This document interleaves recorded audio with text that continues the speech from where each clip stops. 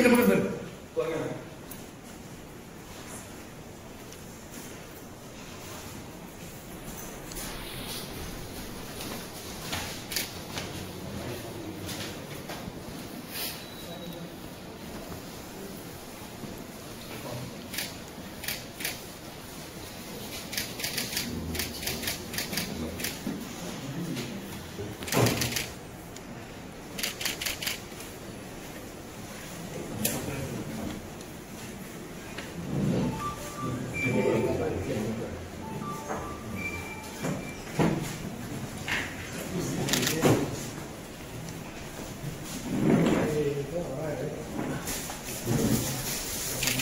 அண்ணே அண்ணே அண்ணே அண்ணே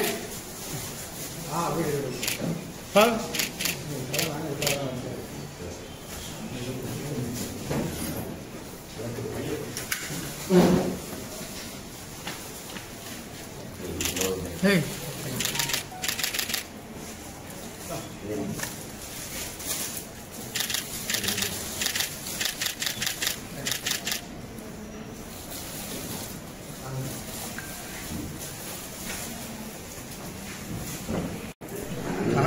கொஞ்சம்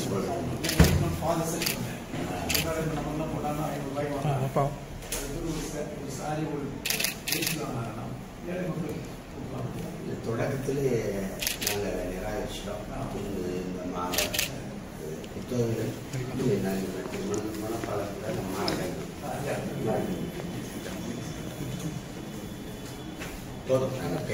நன்றி. வணக்கத்திற்குரிய அருள் திருப்பேராயர் அந்தோணிசாமி சபரிமுத்து அவர்களை அன்பு மரியாதை நிமித்தமாக வந்து சந்திக்க வந்தேன். இதுக்கு முன்னாடி இருந்த ஆயரையும் உங்கள் பொறுப்பேற்ற பிறகு வந்து சந்தித்து அன்பை பகிர்ந்துட்டு சென்றார். அதே மாதிரி ஒரு வழக்கமானது ஒரு சந்திப்பு தான். ஒவ்வொருவரும் புதிதாக பொறுப்புக்கு வரும்போது உங்களை சந்தித்து நம்மளுடைய அன்பை பரிமாறிக்கொள்வது எனக்கு வழக்கம். அதனால இம்முறை வணக்கத்திற்குரிய ஆயர் அவர்களை சந்தித்து என்னுடைய அன்பையும் நல விசாரிப்பையும் பகிர்ந்து வந்து செல்றேன். வேற இதில் ஒன்றும் அமைதிப்படுத்துங்க, இல்லை தள்ளி நில்லுங்க, வெளியில வேற. தமிழகத்துல ஒரு தேர்தலுக்குன்னு 9 மாதம் இருக்கையில தேர்தலுக்கெல்லாம் சூடு பிடிச்சிருக்குது. இல்லம் தேடி உள்ள நாடி தமிழகத்தை மீட்போம் அப்படிலாம் போயிட்டு இருக்குது. நானும் தமிழர் கட்சியினுடைய அடுத்த பயணம் தமிழகத்தை மீட்போம்னா யார்கிட்ட அடமானம் வச்சிருக்கீங்களா தம்பி? மீட்போம்னா யார்கிட்ட இருக்கு அடமானமா மீட்க போறீங்க? இவ்வளவு நாள் மீட்காம என்ன பண்ணிட்டு சொல்லுங்க. இங்க வருங்க, சும்மா ஏதாவது தெரியுதுன்ற வசனமா சொல்ல வேண்டியதா? இல்லம் தேடி வீடு தேடி அரசு, ஓரணியில் திரள்வோம். ஓரணியில் எதுக்கு திரளணும்? ஜிஎஸ்டி எதிர்த்து போராடவா? இல்லை நீட்டு தேர்வை ரத்து பண்ணவா? இல்லை காவிரி நதிநீர் உரிமையை பெறவா? இல்லை கச்சத்தீவை மீட்கிறதுக்கு ஓரணியில் திரண்டு போராட போறோமா? தமிழ்நாடு போராடும், தமிழ்நாடு வெல்லும். எதுல போராடி, எதுக்காக போராடி, எதுக்காக வெல்லுது? தொகுதி சீரமைப்பு. தமிழ்நாட்டில் தொகுதியை சீரமைக்கிறேன்னு நாசம் பண்ணதே ஐயா கருணாநிதி தான். எந்த சமூகத்துக்கும் ஒரே இடத்துல குவிந்து வாக்கு இருக்கக்கூடாதுன்னு பிரிச்சு பிரிச்சு சுக்கு சுக்கா போயிட்டு, உங்களுக்கு தெரியாதா? புதுக்கோட்டைன்னு ஒரு மாவட்டம் இருக்குல்ல, அதுக்கு பாராளுமன்ற உறுப்பினர் இருக்காங்களா? அதுக்கு இருக்காங்களா? எல்லாத்தையும் சிதைச்சு போட்டதா வருது. அவங்க சீரமைப்பை பத்தி பேசுறாங்க. இந்த நாட்டுல விடுதலைக்கு முன்னாடி நீங்க எவ்வளவு பேர் இருந்தீங்க? 30 கோடி இருக்கும்போது 543, இன்னைக்கு 150 கோடி இருக்கும்போது அதே 543 பாராளுமன்ற பிரதிநிதித்துவம் தான் இருக்கு. அது 6 தொகுதியா இல்லாம 3 தொகுதிக்கு 3 சட்டமன்றத்துக்கு ஒரு பாராளுமன்றம்னு கொண்டு வான்னு ஏன் பேச முடியல? ஏன் பேச முடியல? ஏன் அதை கொண்டு வர முடியல? சும்மா ஓரணியில் திரள்வோம், ஓரணியில் திரள்வோம்னா எதுக்கு? மொத்தமாவே திரளுவோம். எந்த நோக்கத்துக்காக போராட போறோம்? தமிழ் ஆட்சி மொழியா வரப்போகுதா? சொல்லுங்க. நீங்க திடீர்னு பாருங்க, முதலமைச்சர் வங்க மொழிக்காக அப்படி ஆதரிச்சு பரிந்து பேசுறது. என் மொழியில அங்க ஒரு கடிதம் வர மாட்டேங்குது ஒன்றிய அரசிடத்திலிருந்து. அது இந்தி இங்கிலீஷ்ல தான் வருது. இவங்களே இப்பதான் தமிழில் அரசாணை அனுப்பப்படும், அரசாணை வெளியிடப்படும். இவங்களே எதுக்கு ஓரணியில் திரளணும்? எல்லாரும் கூடி மடையை வெட்டி வைப்போமா, கூடி கொள்ளையடிப்போமா, கூடி லஞ்சம் பெறுவோமா, கூடி குடிப்போமா, டாஸ்மார்க் திறந்து வச்சு? எதுக்கு ஓரணி? கூடி கொள்ளையடிக்க, கூடி கொலை செய்வா? தமிழகத்தை மீட்போம்னா அடமானம் இருக்கா யார்கிட்டையும்? நகையை மீட்கணும்ப்பா, வீட்டை மீட்கணும்ப்பா, அடமானம் வச்சுட்டோம்ப்பா. அப்படி எங்க நாட்டை கொண்டு எங்க அடமானம் வச்சுங்க சொல்லுங்க, அதையாவது சொல்லி தொலைங்க. ஏதோ வார்த்தை இருக்கு, மீட்க வேண்டும், காக்க வேண்டும், மொழியை காக்க, இனத்தை காக்க, மண்ணை காக்க அப்படின்னு. மண்ணையே உங்ககிட்ட இருந்தாங்க, இவளால் என்ன பண்ணீங்க? நாங்க தான் மண்ணள்ளி வித்துக்கிட்டு இருந்தோம். மொழியை காக்குறீங்களா? எங்க இருக்கு மொழி? சங்கம் வைத்து தமிழ் வளர்த்த மதுரையில அதன் தெருக்கல்ல இருக்கா? எங்கும் தமிழ் எதிலும் தமிழ்னு சொன்னீங்களே, தெருக்கல்ல இருக்கா? இதுக்கு தானே சங்கம் வச்சு 4ஆம் தமிழ் சங்கம் வரைக்கும் என் பாட்டேன் பாண்டித்துரை தேவர் வரைக்கும் வச்சு வளர்த்து, இதுக்கு தானே? சும்மா சொல்ல வேண்டியதான். தேர்தல் வரும்போது ஒரு பாசம், ஒரு வேஷம் போட்டு நடிப்பாங்க பாருங்க. புதிய வரக்கூடிய கட்சிகள் கூட முதலமைச்சர் பதவியை நோக்கி போறாங்க. நம்ம ரொம்ப நாளா மக்களுக்காண்டி போராடுறீங்க, சிறப்பாக பேசுறீங்க. ஆனா ஒரு சட்டமன்ற உறுப்பினர் இந்த முறையாவது ஒரு 4 முறை அனுப்பிட்டு போய் நான் இந்த சட்டமன்ற உறுப்பினர் அவர் ஆசை சொல்லுங்க. உங்களை சுற்றி இருப்பவர்கள் ஜாதியாக முடியுமா? அவங்களுடைய மனங்களை பொறுத்து அரசியல் நடவடிக்கை இருக்குமா? சுதந்திர பசி கொன்ற மக்களை சோற்று பசி ஒன்றும் செய்யாதுங்கிறாரு. வீர சுதந்திரம் வேண்டி நின்றார், வேறொன்று கொள்வார் ஒன்றாம் பாட்டன் பாரதி. எங்க தலைவர் சுதந்திர பசி கொண்ட மக்களை சோற்று பசி ஒன்றும் செய்யாதுங்கிறாரு. எனக்கு இருக்கிற சோற்று பசி வயிற்று பசி இல்ல, சுதந்திர பசி. எனக்கு வயிற்று பசி கிடையாது, என் இனத்தின் வரலாற்றின் பசி. என்னோட வருகிறவன் லட்சி என்னிலும் உறுதியான லட்சியவாக தான் வருவான். இந்த அற்ப பதவிக்கு உங்களுக்கு சொல்றேன் கேளுங்க. தற்காலிக தோல்விக்காக நான் நிரந்தர வெற்றியை இழக்க முடியாது. தற்காலிக வெற்றிக்காக நிரந்தர தோல்வியை தழுவிக்கொள்ள முடியாது. ஏன்னா என் தலைமுறை நாசமாயிடும். நான் கட்சி நடத்துறது என் நிக்கிற இவனுக்கு இல்லை, இவளுக்கு தான்.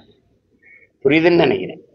என் முன்னோர்கள் அப்படி செய்யாதவனதுனால நான் இன்னைக்கு முச்சந்திலிருந்து கத்துறேன்.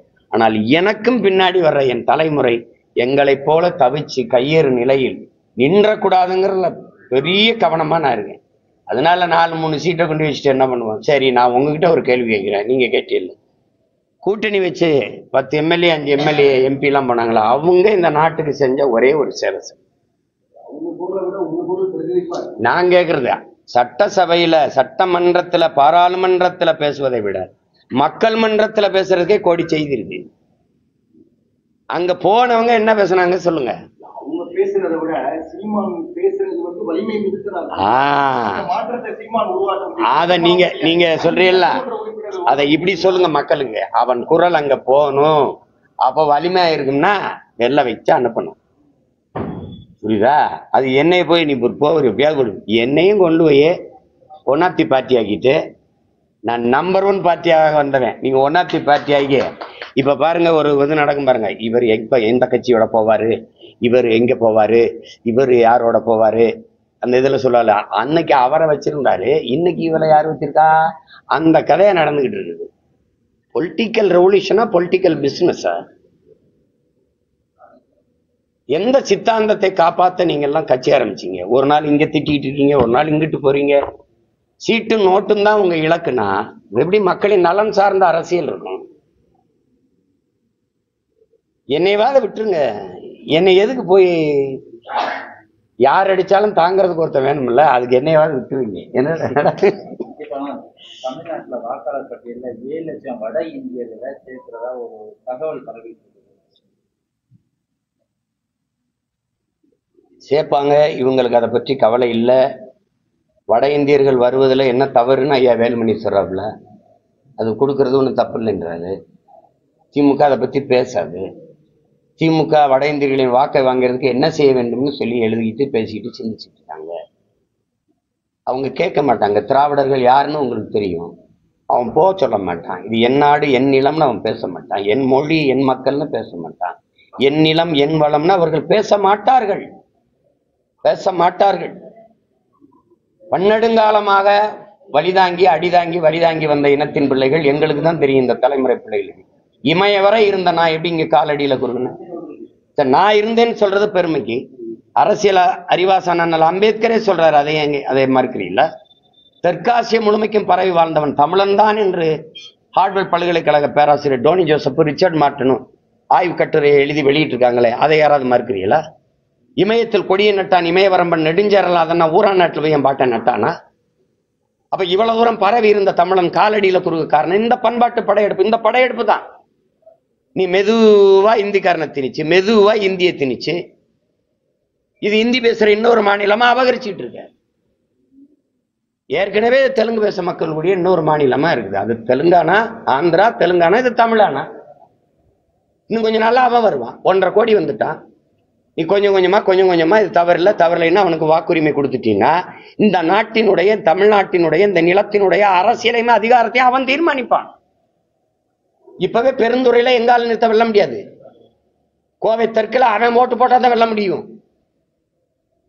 அப்போ அவன் வந்து எழுதி வச்சுக்கிறங்க, அவன் முழுக்க பிஜேபி ஓட்டர்ஸ் தான். அதான் திட்டமிட்டு இந்த 10 ஆண்டுகள் அவங்க நடத்துறாங்க. இப்ப செய்யறாங்க. யார் வேணா வரலாம், யார் வேணாலும் போகலாம்னா அப்படி நிலைமை எனக்கு அதர் ஸ்டேட்ல இருக்குதா? மற்ற மாநிலத்தில் இருக்கா? எனக்கு நான் எஸ்சி, கர்நாடகால நான் எஸ்சியில் இருக்கேனா? மகாராஷ்டிரால நான் எஸ்சியில் இருக்கேனா? நான் ஓபிசியில் இருக்கேன், அதர் பேக்வர்ட் கம்யூனிட்டியில் இருக்கேன். எப்படி இது? இங்க வரவனெல்லாம் ஏசியில் இருந்துக்குருவா, பிசியில் இருந்துக்குருவா, எம்பிசியில் இருந்துக்குருவா, என் இடத்த பூரா நீ எடுத்துக்குருவ. அப்ப நான் தெருவில் தான் தெரியணும். இந்தியாவிலே அதிக நச்சாலைகள் இருக்கிற மாநிலம் எது? எது சொல்லுங்க? இந்தியாவிலே அதிக கடன் பெற்ற மாநிலம் எது? ஊழல்ல முதலிடத்தில் இருக்கிற மாநிலம் எது? நீ பேச முடியாது. நீ வட இந்தியா வெளியில போன்னு சொல்ல முடியாது. நீ முதல்ல, நீ முந்தா நாள் வந்தவன் வெளியில போ, நான் இன்னைக்கு வரேன் நாளைக்கு போறேன் பாவேன். உனக்கு எதை பத்தி கவலை இருக்கு? இன்னர் லைன் பெர்மிட் கொடு, அவனுக்கு உள்நுழைவு அனுமதி கொடு. வடகிழக்கு மாநிலங்களுக்கு நாங்க போகும்போது இங்க இந்த போறோம்ல திரிபுரா, இந்த பகுதியெல்லாம் போறோம்ல நாகாலாந்து, இதெல்லாம் இந்த உள்நுழைவு அனுமதி எடுத்துட்டு தான் நான் போனேன். அது மாதிரி எடுத்துக்க. நீ எதுக்கு வர? உன் முகவரி யாரு? உன்னை கூட்டி வந்தது யாரு? நீ எந்த மாநிலம்? உன்னுடைய அடையாள அட்டை என்ன? ஆதார் கொடு. சரி வச்சுக்க. நீ எந்த வேலைக்கு வந்திருக்க? கம்பி கட்டுற வேலை, அல்லது சாலை போட வேலை, அல்லது வீடு கட்டுற வேலை, இல்ல இங்க தோட்ட வேலை. சரி வந்திருக்க. எங்க தங்கி இருக்க? இதெல்லாம் எனக்கு பதிவு இருந்தா தானே. ஏடிஎம்ல பல லட்சம் ரூபாய் அள்ளிட்டு எடுத்துட்டு ஓட்டினானே, அவனை ஹரியானாக்காரன் கண்டுபிடிக்க முடியாது அவனால. தேனா என் பிள்ளைகளை கடத்தி போய் பாலியல் வன்புணர்வு கொண்டுட்டு போறானே, அவனை யாருன்னா தெரியுமா உனக்கு? ஏன்னா ஒன்று எந்த எதுவுமே இல்லை. இப்போ காவல் நிலையத்தில் இந்த பதிவு இருக்கணுமா இல்லையா? ஏன் இல்ல? ஓட்டுரிமை கொடுக்க கூடாது. நாங்க இருக்கிற வரை அது நடக்காது. நீ ஒரே நாடு ஒரே ரேஷன் கார்டு போடும்போதே இந்த வேஷம் எதுக்குன்னு தெரியும். ஒரே நாடு ஒரே ரோடு. ஆனா ஒரே நாட்டுல இருந்து தண்ணீர் எனக்கு வராது. ஒரே நதி இருக்குது, அங்கிருந்து தண்ணி எனக்கு வராது. கர்நாடகால இருந்து, கேரளா இருந்து எனக்கு வராது. இது எப்படி? கார் ஓடும், நீர் ஓடாது. இது எப்படிப்பட்டது?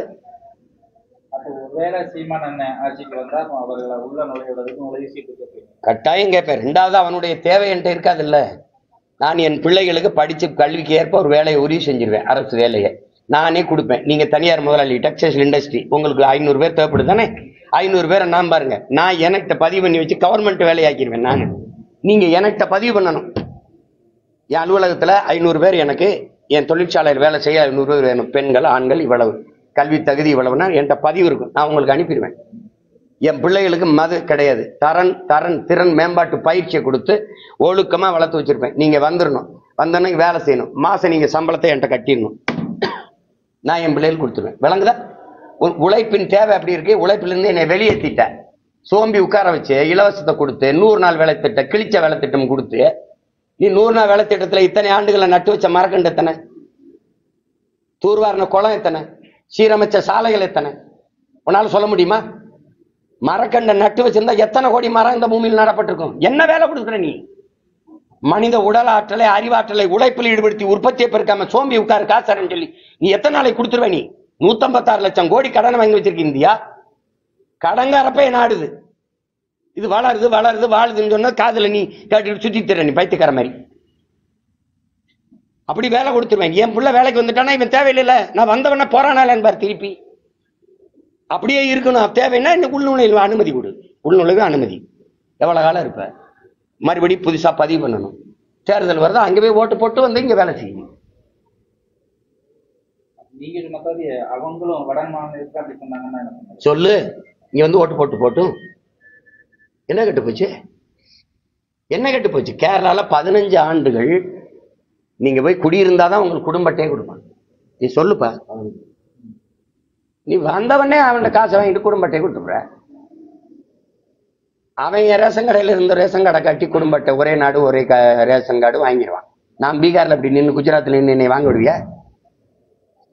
இது சிரிக்கிறீங்க, சொல்லுங்க, வாங்க விடுவியா? இந்தியாங்கிறதும் தேசப்பற்றுங்கிறதும் ஒருமைப்பாடுங்கிறதும் தமிழனுக்கு மட்டும்தான், இவனுக்கும் இல்லை. உங்களுக்கு தெரிந்த அரசியல் பார்வையில இந்த 2026 நாம் தமிழரா திமுகவா அதிமுகவா எது சார் ஆட்சி? உங்களுக்கு தெரிந்த அரசியல் பார்வை அது இங்க வந்து இந்த ஆர்வமா நீங்க பார்க்காதீங்க. மக்கள் வந்து சொல்லுவாங்க இந்த கட்சியை வீழ்த்தணும் கூட்டணி அமைக்கணும், இந்த கட்சியை வீழ்த்தணும் கூட்டணி அமைக்கணும். மக்களுக்குள்ளே விழிப்புணர்வு, அரசியல் தெளிவு புரிதல் வந்து ஒரு விழிப்புணர்வு, ஒரு கிளர்ச்சி, ஒரு எழுச்சி உணர்வு ஏற்பட்டா அவன் முடிவு பண்ணுவான் எவன் ஆட்சி அமைக்கணும்னு. திமுகவை அதிமுகவோட ஒரு தலைமை கூட்டணி அமைச்சு திமுகவை வீழ்த்தணும்னு பேசுறதும், திமுக ஒரு தலைமை வந்து பிஜேபியை வளர விடாம வீழ்த்தணும்னு பேசுறதும் ரொம்ப வேடிக்கையானது. கூட்டணி கட்சிகளால் தலைவர்களால் ஒருத்தரை வீழ்த்தி ஒருத்தரை வாழ்த்துறதல்ல. மக்களினுடைய அரசியல் விழிப்புணர்வுல இருந்தது. டேய் இவங்களை ஒழிக்கணும்டான்னு நினைச்சா ஒழிப்பான், வேணாம்னு நினைச்சா வேணும். இந்த நாட்டில் நான் சொல்றேன் உங்களுக்கு, திமுக வர வேண்டும் என்று யாரும் வாக்கு செலுத்துறது இல்லை, அதிமுக வர வேண்டும் என்று யாரும் வாக்கு செலுத்துறது இல்லை. திமுக வந்துடவே கூடாதுன்னு நினைச்சு அதிமுக போட்டாங்க. மறுபடியும் இன்னொரு தடவை அதிமுக வந்துடவே கூடாதுன்னு நினைச்சு திமுக போடுறான். பிசாச விவாகரத்து பண்ணிட்டு பேய ஒரு 5 வருஷம் கல்யாணம் பண்றான். ஐயோ அப்படின்னு பேய விவாகரத்து பண்ணிட்டு மறுபடியும் பிசாச கல்யாணம் பண்றான். ஒரு குற்றம் பண்ணிடுறான் ஒருத்தன், மன்னருக்கு முன்னாடி போய் நிறுத்திடுறாங்க. இந்த தண்டனை 50 சவுக்கடி இல்லைன்னா 100 மிளகாய் சாப்பிடணும். அவன் என்ன சொல்றான், சவுக்கடி ரொம்ப கடுமையா இருக்கு, நான் மிளகாய் சாப்பிட்றேன் மன்னரேன்றான். சாப்பிட்றான்னா 10 மிளகாய்க்கு மேல கடிக்க முடியல, நாக்கு எரியுது, கண்ணு இல்லை, தண்ணி கொடுத்து தாங்க முடியல, நான் சவுக்கடியே வாங்கிக்கிறேன், சரி நடக்கட்டும் அப்படின்றாரு. சவுக்கடி வாங்குறான், 10 அடிக்கு மேல வாங்க முடியல சார், பிஞ்சு ரத்தமா ஓடுது, மண்ணா என்னால முடியல, நான் மறுபடியும் மிளகாயே சாப்பிட்றேன். 5 வருஷத்துக்கு ஒரு தடவை மிளகாய் கடி, 5 வருஷத்துக்கு ஒரு தடவை சவுக்கடி. இதான் என் இனத்துக்கு கிடைச்சிருக்கிற. புரியுதா உங்களுக்கு? இதுல மாறணும்னா திமுகங்கிறது ஒரு தீய ஆட்சி ஒத்துக்குருவோம், ஒழிக்கணும். யார வச்சுன்னு சொல்லுங்க. தீமையை எப்படி தீமையை வச்சு ஒழிப்பீங்க? நபிகளார்ட்ட போய் தீமையை எப்படி ஒழிப்பீங்கன்னு கேட்கும்போது நபிகள் நாயகம் அலைஹிஸ்ஸலாம் அவர்கள் சொன்னது, நபி தீமையை நன்மையை வச்சுதாண்டா ஒழிப்பேன், நேர்மையை வச்சுதாண்டா ஒழிப்பேன். திமுகவை அதிமுக வச்சு எப்படி ஒழிப்பீங்க? அப்புறம் இந்த தீமையை எந்த தீமையை வச்சு ஒழிப்பீங்க? நெருப்பை வச்சு எப்படி அனுப்பீங்க? ஒரு தண்ணி வேணும்ல, அது யாரு? இப்போ படகு விஜய்னு சொல்லி கிளம்பிட்டாங்க, யாருங்கிற இடத்துக்கு விஜய்னு சொல்லி கிளம்புறாங்க. அப்படி இருக்க வாய்ப்பு இருக்காது. அது அப்பப்ப கிளம்பும், அதெல்லாம் நீங்க பொருட்படுங்க. இங்க வந்துங்க, ஒருத்தர் வரும்போது நீங்க ஒரு நேர்காணலுக்கு வர்றீங்க, ஒரு தேர்வுக்கு வர்றீங்க, வரும்போது அது இன்டர்வியூன்னு சொல்றோம்ல, வர்றீங்க, வரும்போது இன்னார் மகன் நான் இன்னாரு சொல்லி அனுப்பியிருக்கிறாரு அப்படின்னா உங்களுக்கு ஒரு முன்னாடி உட்கார வச்சு நேரம் கொடுப்பாங்க, கேட்கலாம். அவ்வளவுதான். என்ன பதில் சொல்றீங்க, என்ன கருத்தை தூக்கிறீங்க, அதை வச்சுதான் அவங்க வெற்றி இருக்கு. இப்போ ஒரு திரைப்புகழ் வந்து பழக்குன்னு எங்களை போல பிள்ளைகளுக்கு இல்லாத ஒரு என்ன சொல்றது, ஒரு வெளிச்சம் இருக்குது, டக்குன்னு வெளிச்சம் இருக்குது. தொலைக்காட்சியில எங்களை காட்டுறதை விட அவங்களை காட்டுறது அதிகம் இருக்கு. உங்களுக்கு தரவரிசையில அவரை பற்றி செய்தியை போட்டா பார்வையாளர்கள் நீங்க நினைக்கிறீங்க, இது தவறு இல்லை. ஆனால் அவர் என்ன தத்துவத்தை வச்சு எந்த பிரச்சனைகளுக்கு மக்களுக்காக நின்று எவ்வளவு தூரம் யாரா இருந்தாலும் நின்று போராடுறத வச்சுதான் அரசியல் எதிர்காலம் இருக்கு. அப்படிதான் எங்க ஐயா விஜயகாந்த் வரும்போது இல்லாத எழுச்சியா? அம்மையார் பிரேமலதா ஒரு 25 லட்சம் பேர் கூடினாங்கல்ல சொல்றாங்களோ. தொடர்ந்து அவரால் போக முடியாம எங்க கூட்டணிக்குள்ள போனாரோ அப்ப அந்த வாக்கு விழுக்காடு 10.5 வச்சிருந்தவர் சரச்சரன்னு சரிஞ்சிட்டு. அண்ணன் கமலஹாசன் வரும்போது என்ன நடந்தது? யாராவது நான் போட்டியிடுறேன்னா சொன்னீங்களா? திமுக அதிமுக மக்கள் நீதி மையம், திமுக அதிமுக மக்கள் நீதி மையம், அமமுகவை கூட சொன்னீங்க, என்னை அறமுக கூட முக்கல. என்னை சீமான் நாம் தமிழர் கட்சி போட்டி எடுத்துன்னு கூட சொல்லல. ஏன்னா காட்டுட்டா உங்களுக்கு காட்டுட்டா பத்திரிகையில் தொலைக்காட்சியில் மற்றும் பலர்ல தான் நான் இருந்தேன். மற்றவையில தான் ரொம்ப நாள் இருந்தோம். அதுலதான் எங்களை வச்சிருப்பாங்க. இப்பவும் கூட அதுதான். அதனால வர்றது பிரச்சனை இல்லை. வந்து எந்த கோட்பாட்டுக்காக வர்றீங்க, மாற்று. எந்த கட்சி ஆட்சியிலிருந்து மாற்று, கொள்கை எந்த கொள்கையிலிருந்து மாறுபட்ட கொள்கை.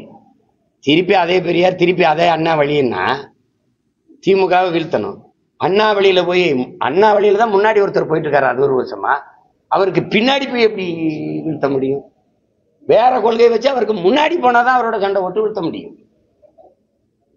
அண்ணா வழியில் அரசியல்னா ஐயா ஸ்டாலின் என்ன வழியில போயிட்டு இருக்காரு சொல்லுங்கப்பா. எடப்பாடி ஐயா என்ன வழியில போறாரு? அவங்க எல்லாம் அண்ணா வழியில் போறாங்க. நான் எங்க அண்ணன் வழியில போறேன். எங்களுக்கு எங்கள் தலைவன் புரவாகரன், அவன் மொழிதான் கீதை, அவன் வழிதான் பாதை. இந்திய பொருளுக்கு இன்னும் வரி அதிகமா போடுவேன் அப்படின்னு ஆணித்தரமா பேசிட்டு இருக்கிறாரு. இது அண்ணனுடைய கருத்து.